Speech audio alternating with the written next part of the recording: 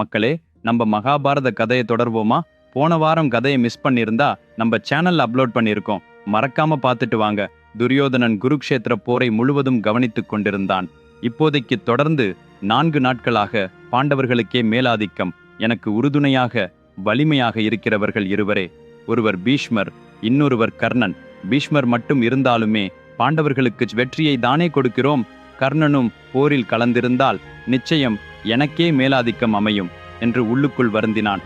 கடந்த 4 நாட்களின் போரில் கர்ணன் பற்றி எங்கும் ஒரு சொல் கூட வராததை கவனித்தீர்களா? அதற்கு காரணம், கர்ணன் குருக்ஷேத்திர போரில் இதுவரை கலந்து கொள்ளவே இல்லை.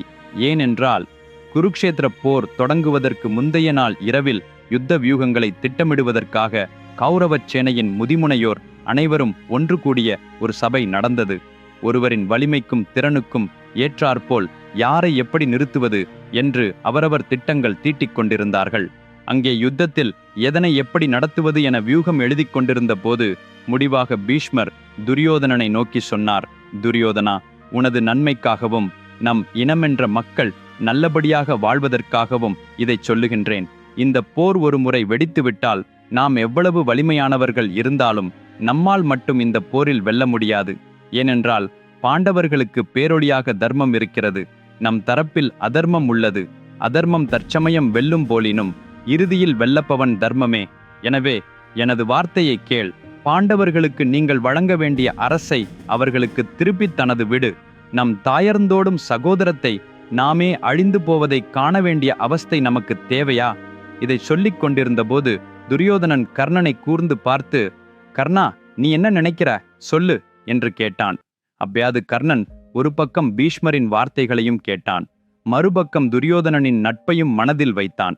தன் இதயத்துக்கு விருப்பமில்லாவிட்டாலும் நட்பின் நெறிக்காக துரியோதனனுக்கு புதவ வேண்டுமென்ற உறுதியுடன் கூறினான். துரியோதனா, நீ எதற்கும் நிராசை அடையாதே. நான் உனது பக்கம் உறுதியாக இருக்கிறேன். யாரும் உனக்கு துணையில்லாத போதிலும் நானே உனக்கு பின் செல்வேன்.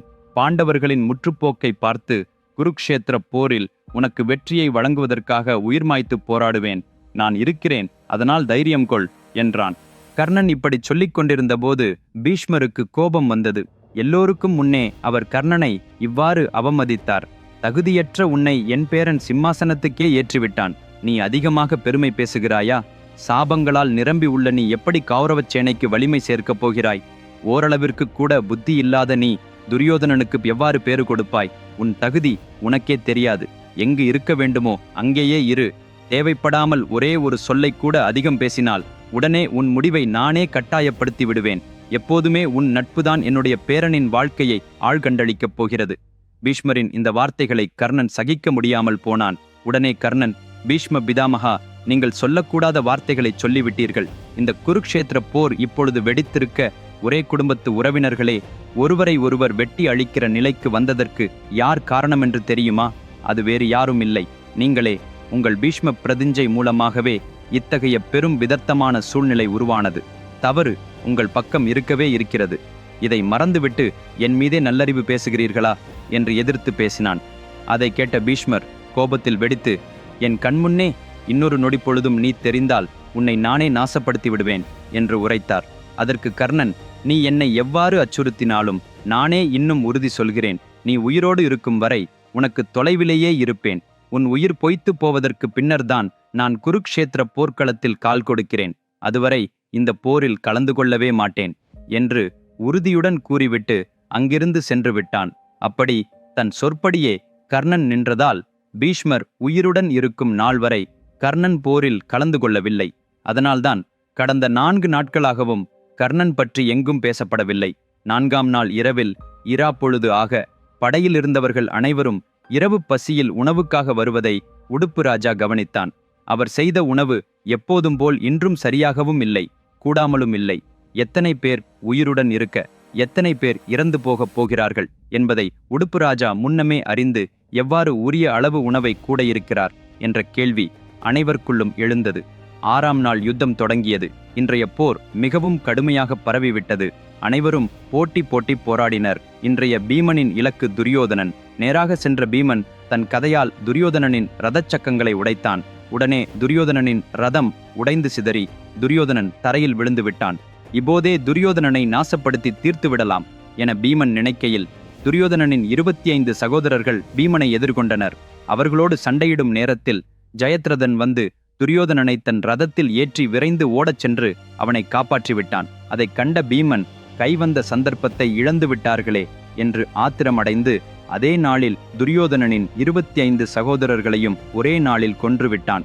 ஃப்ரெண்ட்ஸ், ஒரு அதிக அறிவும் ஆழ்ந்த தத்துவமும் கொண்ட கதையை மட்டும் படித்தாலே ஒரு மனிதனின் வாழ்க்கையே முற்றிலும் மாறிப்போகும் என்று நம்ப முடியுமா? வெறும் அந்த கதையை பிள்ளைகளுக்கு படித்து விளக்கினால் போதும், அவர்களுக்கு சேர வேண்டிய உயர்ந்த கடமைகளும் மதிப்புகளும் உருவாகும் என்று நம்ப முடியுமா?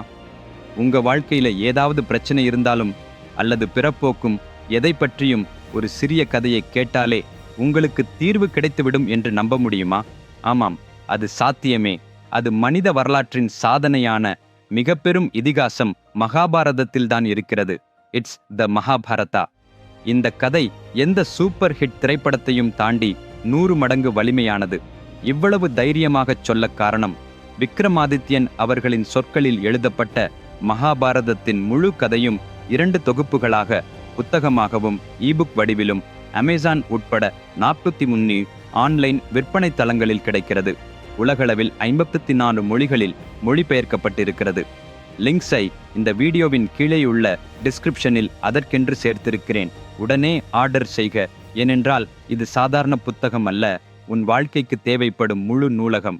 மற்றொரு புறம் துரோணனுக்கும் திருபத மகாராஜாவுக்கும் நடுவே கடும் போர் நடந்து கொண்டிருந்தது.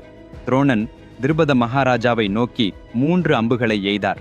அதனால் திருபத மகாராஜாவின் உயிருக்கு ஆபத்தாகிவிட்டது.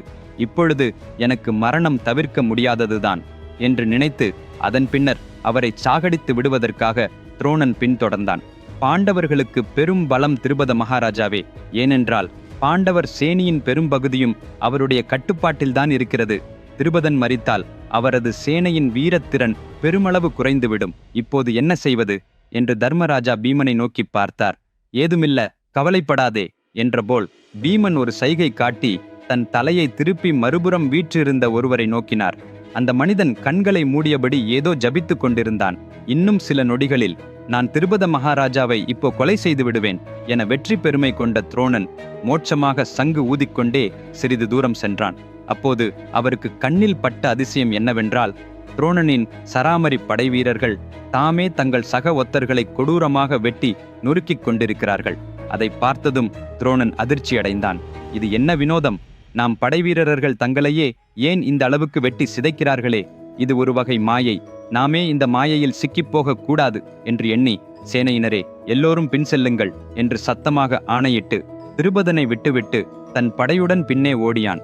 அதைக் கண்ட பீமன் மிகுந்த மகிழ்ச்சியுடன் முன்பு தியானத்தில் இருந்த அந்த மனிதரிடம் வந்து, சபாஷ் மாப்பிள்ளை, ஒரு சொட்டு இரத்தமும் வழியாமல் துரோணரின் படையை ஓடவிட்டாய் என்று பாராட்டினான். அந்த மனிதன் வேறு யாருமில்லை, பீமனுக்கும் ஹிடும்பிக்கும் பிறந்த மகன் கதோத்கசன். அவரின் மாயஜாலத்தில் உருக்குலைந்து துரோணரின் வீரர்கள் தாமே ஒருவரை ஒருவர் வெட்டி அழித்தார்கள். அவ்வாறு 6ஆம் நாள் போர் முடிவடைந்தது. 7ஆம் நாள் போர் ஆரம்பித்ததும் இன்னும் அதிகமான கடுமை காணப்பட்டது. பீஷ்மர் மண்ட வியூகம் எனும் வியூகத்தை அமைத்தார். தர்மராஜா வஜ்ர வியூகம் எனும் வியூகத்தை உருவாக்கினார். அர்ஜுனன் இன்றைய தினத்தில் இந்திர அஸ்திரம் பேருளை பிரயோகித்து பகைவரை ஓடவிட்டு தீர்த்தான். இன்றும் பாண்டவர்களே ஜெயித்து கொண்டிருந்தனர். போர் முடிந்த பிறகு இரவு உணவு உட்கொள்ள படையினர் கூட்டம் கூடிய போது இன்று சிலர் கூட்டி, இன்றும் கூட உடுப்பி ராஜா செய்த உணவு எல்லோருக்கும் போதுமென்றே இருக்கலாம் என வாதிட்டார்கள். சிலர் போதாது என பேசி சர்ச்சை செய்தார்கள்.